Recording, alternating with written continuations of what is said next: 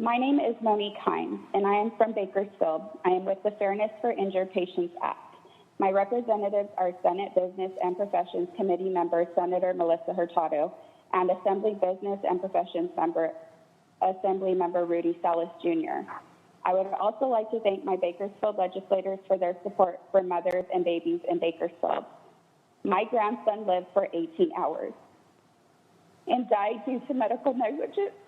His mother's classic symptoms of preeclampsia were ignored by two physicians, leaving my grandson alone to face a postmortem C-section. Malachi suffered negligence with his mother, but he suffered extreme negligence independently as the doctors in charge of his care made a cascade of errors. In his medical records, there is no clear time for his birth.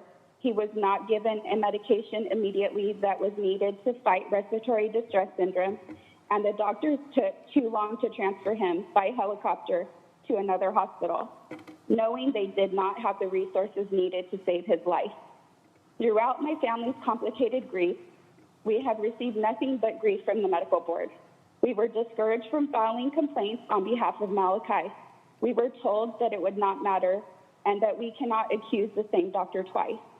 In another accusation, Malachi is referred to as a fetus. It only stated that he was born and he died, end of story. My grandson was not a fetus. He was an almost 5-pound baby boy. His name is Malachi. He has the right to have a complaint filed in his name. It does not matter if he lived for 18 minutes, 18 hours, or 18 days.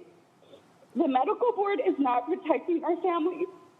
I believe that a public board member majority will begin to steer the board toward more patient-centered policies.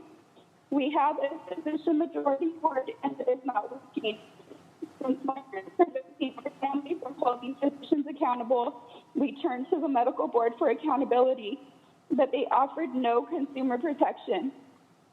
Negligent physicians should be responsible for their own enforcement action. Cost recovery should be implemented by the medical board. Why should the medical board pay for all the costs for prosecution, for certification, and for probation when the board is facing insolvency? With physicians paying for their own prosecutions, it would give them more incentive to resolve cases because they would be financially responsible.